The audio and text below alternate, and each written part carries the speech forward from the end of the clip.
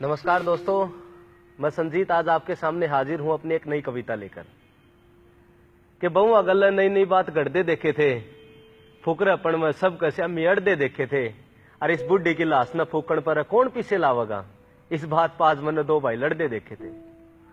दोस्तों, यह कविता है एक माँ की जिसकी लाश न फूकण तो उसके बेटे न हटते हैं। पहला हरियाणा में माँ बाप ने भगवान माना कर दे, फिर आज के टेम में बोझ मानने लगे कि फलाना गांव में इज्जत का जमा झोला हो रहा था और दो भाइयों का आपस में रोड़ा हो रहा था। और रोड़ा इस बात का लोगों सुन के कलजा पाटा था, अपनी माँ की लाश न फूकण था आज कालू नाटा था। कालू और रमलू की इस बात पर लड़ाई थी कि सारे पीछे तू लावेगा, माँ तेरे कमाई थी। और बहुआ का भी आपस में दिमाग चल था और सुन के एक बोल उनका भी तरला हल था। और गांव राम भी ओडे आज इकट्ठा हो रहा था, कोई स्वाद लेता तो कोई बीच में बाता न बो रहा था। और जो जिंदगी ने जीण खातिर उस गल बहुत लड़ी थी, उस बतेरी की लाश आज बीच आंगण में पड़ी थी।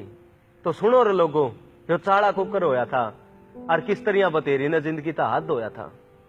जो बालक बतेरी ने सारी रात अपनी छाती पर सुआए थे, लोगा का दिहाड़ी जाजा गुठे लाला ब्याए थे, उन बड़का ने सारा कर्जा मोड़ दिया और माँ होने का सारा गुरूर तोड़ दिया। रोड़ा बस छोटी सी बात न था लेके कि बूढ़ी गल्ला मैं न रहूं टपाइश ने किमें देके। छोरा बोलिया रीमा क्यों बेटे का घर न उजाड़ा है, मान ले मारे घर ने क्यों बीच तो पाड़े है। उसने भी बड़े का नहीं राह कर दे, छोटे का चल जा, ठाकी खाटर को तुड़े रमलू का निरल जा। दीवार का कान लाए सारी बात रमलू सुना था और इस बला ने कुकर टाड़ू इसे से विचार बुना था। रमा ने छोटा राख्या करदा कालू वो टेम गया।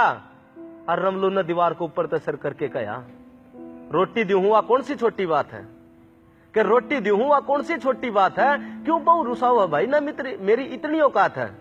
पटोड़ी सोड़ और दरी कट्टे में गालन लगी, नीचे नाड़ करे ठाकी खाट बथेरी चालन लगी। उसका दौरे बसी में शड़ा नोरा बचा था, जो कदे अपने हाथा तक काची माटी तर रचा था। झांदी अपनी मां ने देख के छोरे कुछ ना बोले और बहुआ ने भी मुड़के कुआड़ ना खोले। बेकली बतेरी भूखी पड़ी पड़ी रोवती, हर करके याद पासले दिन अनवा अपा खोवती। नुन कालू और रमलू ने गरम हलवा बना के खाया और बुढ़ी मां ने सूखी रोटी देने भी कोई ना आया। टेंशन में पड़ी बतेरी मौत मांग थी, हर बना के रस्सी शाल की किकर कटांग थी। बतेरी का जी फांसी खान न कर रहा था और छोरे की बेइज्जती हो जाएगी इस बात से डर रहा था। बालक घर बसा लियो, मेरी तो जिंदगी जाली। और नूका के बतेरी ने खाट किकर नीचे सरकाली, मूंद के आंख घाल के शाल गेटी में लटकी।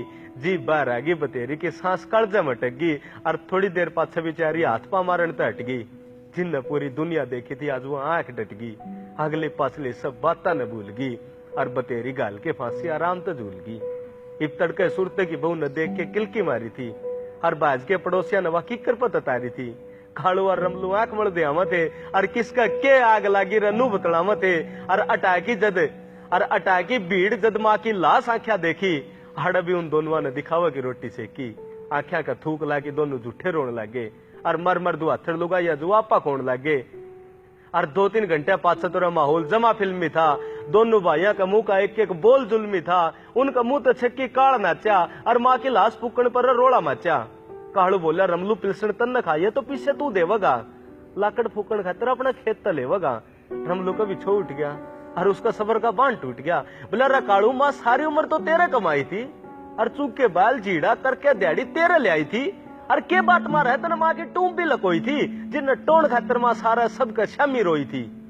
इतने में दौरा खड़ी भीड़ में फुसर फुसर चाल पड़ी और एम्बुलेंस का गला घर आ गई, गाड़ी आन खड़ी। उतर के 3-4 सिपाही आए थे और बतेरी की लाश देखने ने गला डॉक्टर ले आए थे। देख की पुलिस कुछ लोग पाछे हट गए और कुछ तमाशा देखने का तरोड़े डट गए। दरोगा बोला ले चलो इस लाश का पोस्टमार्टम होगा और कुकर मरी क्या होया इस बात न टोगा। ये दोनों छोरिया की आंखें के तोते उठ गए और घाम के टोले में तो कई लोग अपने घर का मुड़ गए। इब कालू और रमलू ने वेरा ने क्या सेटिंग करी थी, डॉक्टर और पुलिस तो बचन खातर शायद उनकी गोज भरी थी। 2 दिन बीत गए, बतेरी की लाश उल्टी गांव में ना आई और ना किसी ने जिक्र करे ना अखबार में छपाई। इब सारा गांव तड़के तो सांस थी लाश की बाट देखा था। कालू और रमलू के रोड़ की बात से कथा। इब कई काम करने लगे, कई गृहस्थी में रुड़ गए। लोग लाश और बतेरी दोनों न भूल गए। एक दिन बैठे में छात पर सोचने लग रहा था, अपनी अंगलियां के नाखून नोचने लग रहा था। इतने में मेरी निगाह मारे बेटोड़ा कान पड़ी और रात के 8 बजे गोबर का तासड़ा लिए मेरी माँ खड़ी। मैं भाज के गया, री माँ रात का टेम तू गोबर ठा रही है, ये लाकड़ पुली इकट्ठे कर क्यों इतना तंग पा रही है? जो ही मेरी माँ ने गर्दन घुमाई थी, आंसुओं तो भरी उसकी आंख नजर आई थी। बोली रे बेटा, मरण तो पल मैं सारा जुगाड़ करूंगी, लाकड़ गोसे पुली सब इकट्ठे करके धरूंगी, और जब मैं मर जा मेरे गात का तमाशा ना बनाइयो रहा, और बिना रोड़ा करे मैंने फूकण जाइयो रहा। इतना कह के मेरी माँ रोन लगी और अपने आंसुओं तो मुंह न धोने लगी।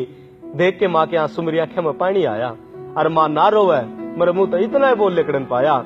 मैं उन बातों ने भूल के बाहर आ गया था, और बड़ा हो की माँ का गला सह रह गया था। पर आज भी मेरे कई बताई बतेरी याद आ जाए। आंगन में पड़ी लाश और रोड़ा दिमाग में छा जाए। कई बार बैठा सोचूं कि गलती ताई बतेरी ना करी थी, क्यों छोड़े जाए में, और क्यों तकलीफ भरी थी।